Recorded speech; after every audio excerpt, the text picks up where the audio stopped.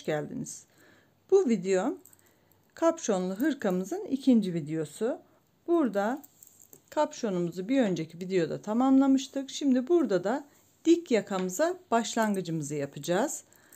Başlangıç için ben 2 tane misinalı şiş kullanacağım. Eğer sizin 2 tane misinalı şişiniz yoksa göstereceğim başlangıcı tek misinalı şişle yaparak ilmeklerin bir tarafını ipe dizmek olabilir. Ya da başlangıcı yaptıktan sonra başka numara 3, 2,5, 3 numaraya da takabilirsiniz bekletmek için. Şimdi ben 2 tane misinalı şişim olduğu için ikisine başlangıcımı yapacağım. Bu başlangıç şapkamızın şu kısmında yaptığımız başlangıcın aynısı olacak ama ilmeklerimizi 2 lastik olarak örerek sonradan birleştireceğiz. Şimdi 92 ilmeğimiz vardı kapşonumuzun altındaki kalan ilmeklerde. Şimdi burada da 92 tane ilmek alacak kadar ipimizi ayırıyoruz.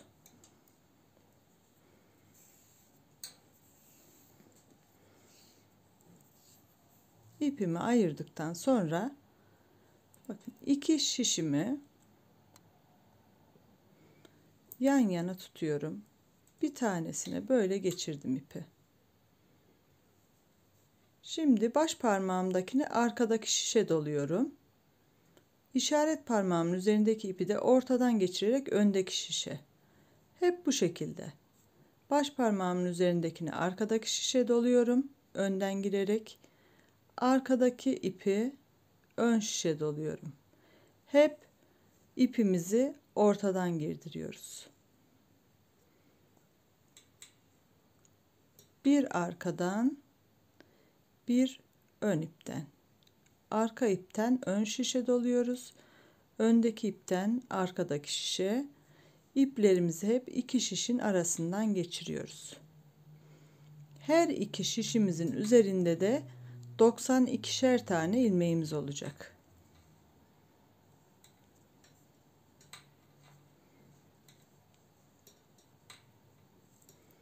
Bu şekilde bakın, çift yönlü örgü başlama tekniği bu. Bu başlama tekniğiyle göstereceğim şimdi yakayı nasıl örüp birleştireceğimizi. Öyle birleştirerek eteklerin bel kısmına da kullanabilirsiniz ya da kol manşetlerini 2 katlı yapabilirsiniz. Her yerde kullanabileceğiniz bir teknik. Şimdi ilmeklerimi ben 92 ilmeği tamamlayarak devam edeceğim. Her 2 şişede 92'şer tane ilmeğimi aldım. Sadece en son arkadaki şişime bir ilmek kaldı. Onu da şöyle normal sarmadan normal ilmek gibi ilmek çıkararak alıyorum ki orada bir düğüm oluşsun, açılmasın. Şimdi ipimizle bir düğüm atıyorum. Burada her iki tarafta da 92 ilmeğimiz oldu. Hem altta hem üstte. Şimdi bu ikili olan şişimi, uzun olan şişimin üzerindeki ilmekleri bekletmeye alacağım. Şöyle takip ediyorum. Şu kısımdaki şişimi çekiyorum. Bunları beklemeye alıyoruz. Biraz daha kısa olan şişimdeki ilmeklerimi örmeye başlayacağım.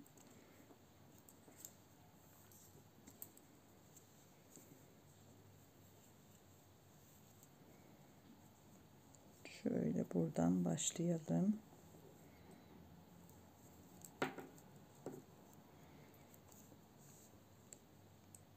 Bir, iki düz. Yeni başlangıç olduğu için şöyle arkadan alıyorum. Normalde böyle almam ben ilmekleri ama düzgün olsun diye. 2 ters.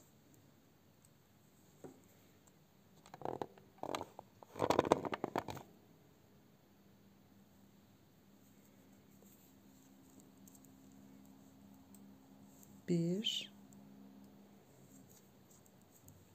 2 düz, 2 ters.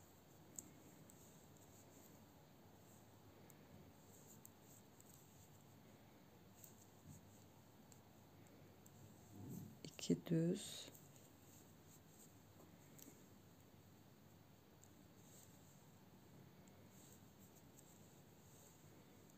2 ters. Böyle biraz zor gibi görünebilir ama çok kolay ilerliyor aslında. Sadece tek yöne doğru, bu yöne doğru öreceğiz lastiğimizi. 2 2 lastiğimizi şuradaki lastiğimizin boyunda, istersek daha da fazla örebiliriz. Şimdi bu sıramı tamamlayacağım ben.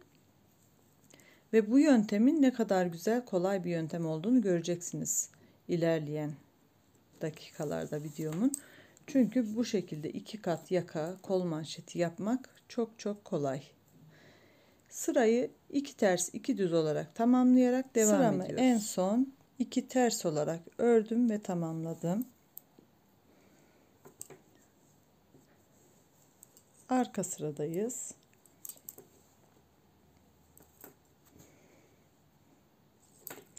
Görerek anlayanlar için yapıyorum şu anda.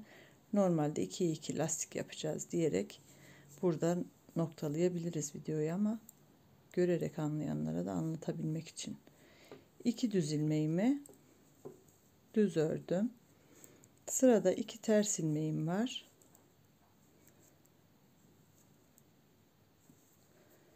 Ters örüyorum.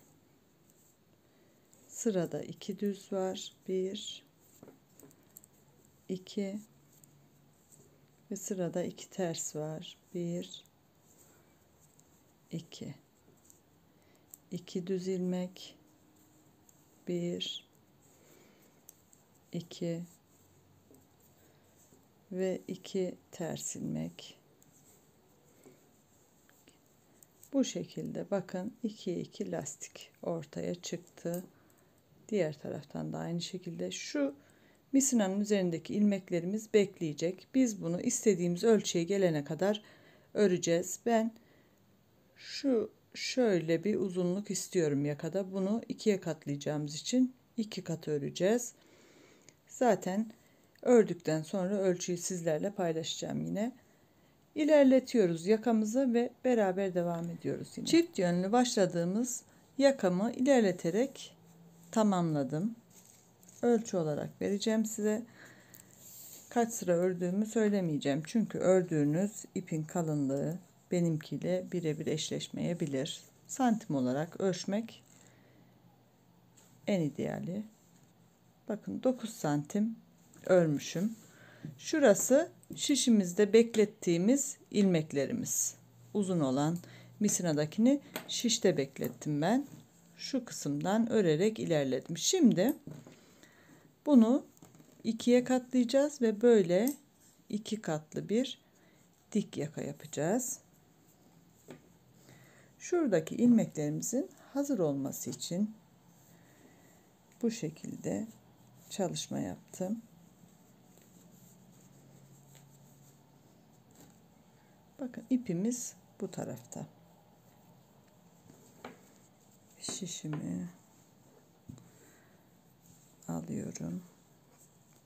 İkiye katlıyorum örgümü. Buradaki 2 şişimizi teke indireceğiz şimdi.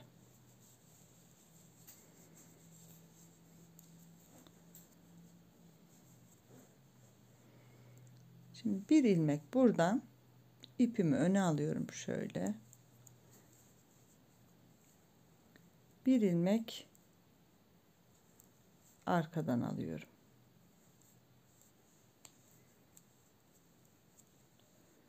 Bu ikisini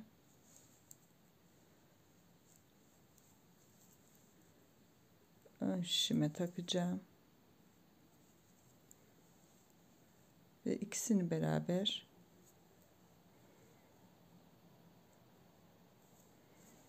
ters olarak örüyorum. Bir önden şöyle yapalım. öne hiç getirmeden önden aldığım ilmeği arkaya takıyorum.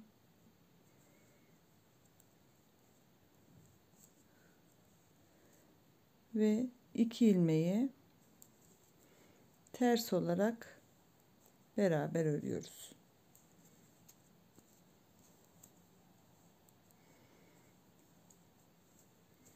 Buradan bir ilmek alıyoruz. Arkaya takıyoruz. Ve arkadan 2 ilmeği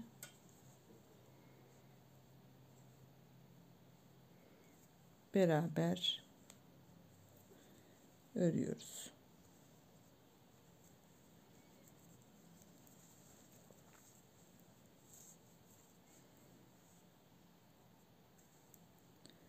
Bu şekilde hem ilmeklerimizi tek şişe almış oluyoruz hem de şişin birindeki ilmeklerimizi yok etmiş oluyoruz. Bakın buradan şöyle birleştirdiğimizde burası kendiliğinden dikilmiş gibi olacak. Son bir kez daha yapalım. Bir ilmeğimi aldım ön taraftan, arkadaki şişime taktım ve arkadaki şişten diğer ilmeği de alarak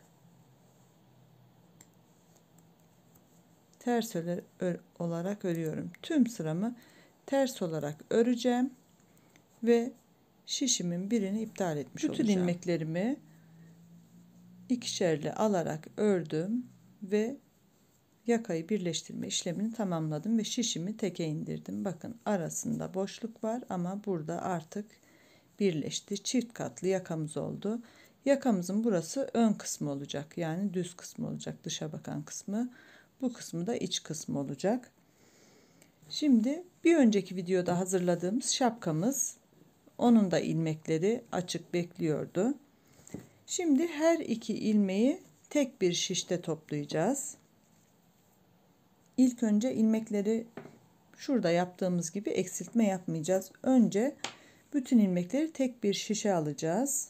Orada da bir teknik göstereceğim.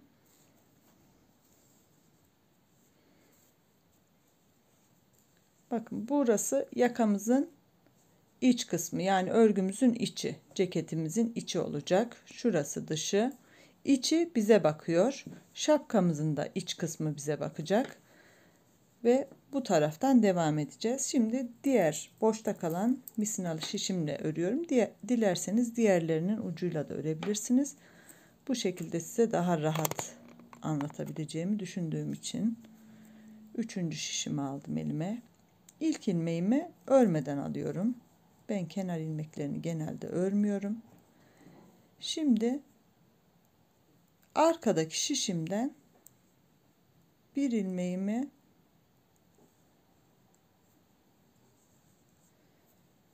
şöyle sıkılaştırıyorum. Arkadaki şişten bir ilmeği ters olarak ördüm. Pardon, burada da ilmeğimizi hep düz öreceğiz.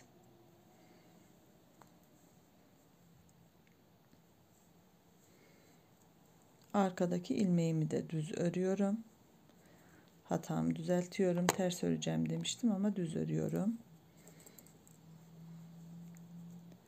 Şimdi bir arkadan bir önden düz öreceğiz ilmeklerimizi. Şimdi sıra öndeki ilmeğimde. Buradan ilmeğimi düz olarak ördüm. İpimi hemen diğer şişin arkasına geçiriyorum ve buradan da düz örüyorum. Şimdi öndeki şişimden şöyle ipimizi geçirelim. Bir düz ilmek örüyorum. Arkadaki şişe geçiyorum. Bir ilmek düz örüyorum. Bütün ilmeklerimizi burada düz örüyoruz. Sadece şuna dikkat edeceğiz. Bir önden, bir arkadan. Bir önden, bir arkadan Bakın tek bir şiş üzerinde birleştirmiş olduk ilmeklerimizi. Arka tarafta bu şekilde şapkamızın arkası görünüyor, ikisi birleştiği için. Bu şekilde bir önden bir arkadan düz ilmek örerek sıra sonuna kadar gelelim. Örerek birleştirmemi yaptım. Bakın kapşonumuzla yakamız birleşmiş oldu bu kısımda. Şimdi burada 5-6 mil birincisini birleştirme yaptık. 5-6 mil ne yapacağız? Çift lastik uygulaması yapacağız.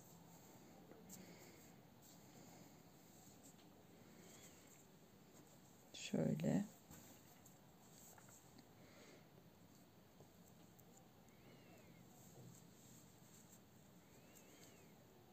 Kenar ilmeğimi örmeden aldım. İkinci ilmeğimi düz olarak örüyorum. Kenar ilmeğimi örmeden kenar ilmeği diyorum. Ters ilmeğimi örmeden aldım. İpimiz öndeyken örmeden alıyoruz. Sıradaki ilmeğimizi düz olarak örüyoruz. Düz ördük. İpi öne aldık. Bir ilmeği örmeden aldık.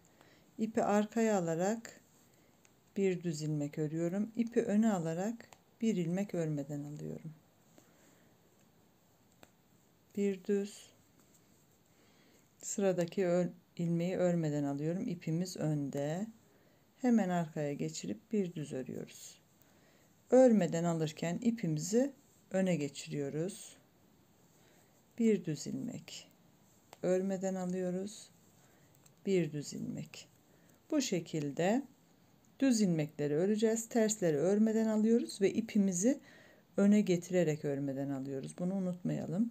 Sıramızı bu şekilde tamamlayalım. Çift lastik için ilk sıramı tamamladım. İkinci sırada da yine sizinle beraber başlayalım istedim. Bak, kenarda ters ilmeğim var. Zaten kenar ilmeğimi örmeden alırım ben. Ama bu sırada zaten tersleri örmeyeceğiz. Düz ilmeğimi düz olarak örüyorum. Ters ilmeğimi örmeden alıyorum. Düz ilmeğimi düz olarak örüyorum. Bir önceki sırada yaptığımız gibi ters ilmeğimizi örmeden alıyoruz. İpimiz önde.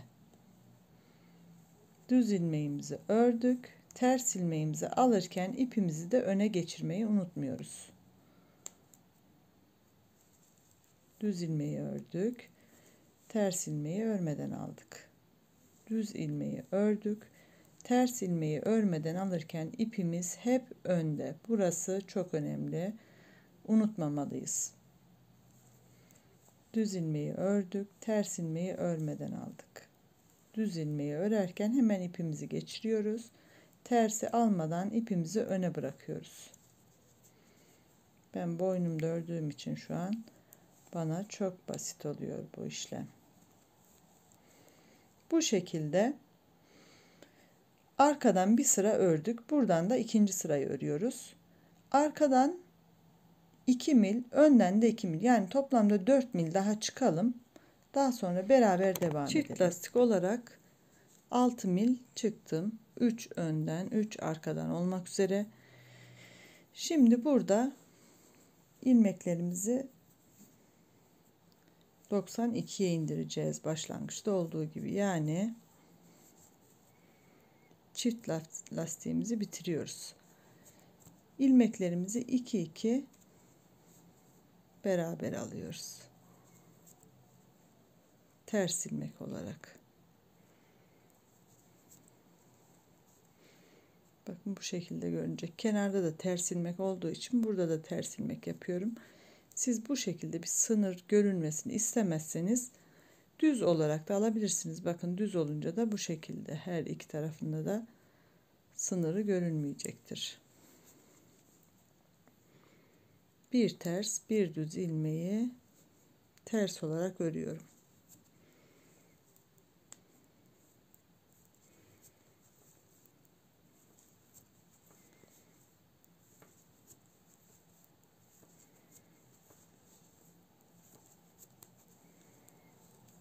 Bu şekilde devam edelim.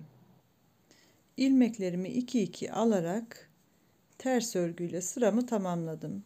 Görüntüsü bu şekilde oldu. Burası örgümüzün dış tarafı, yani modelimizin düz yüzü.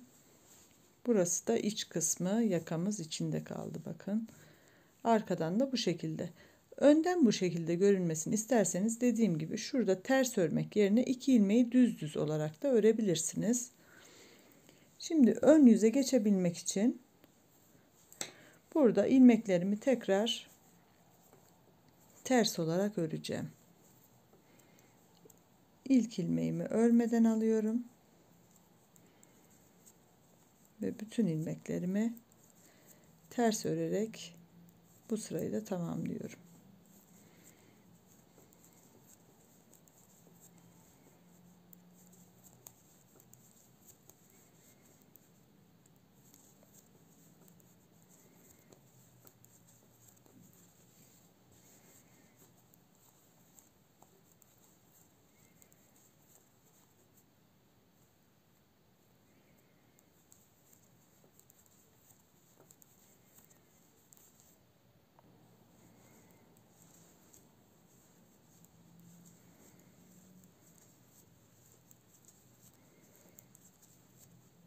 Ve sıramızın sonuna geldik.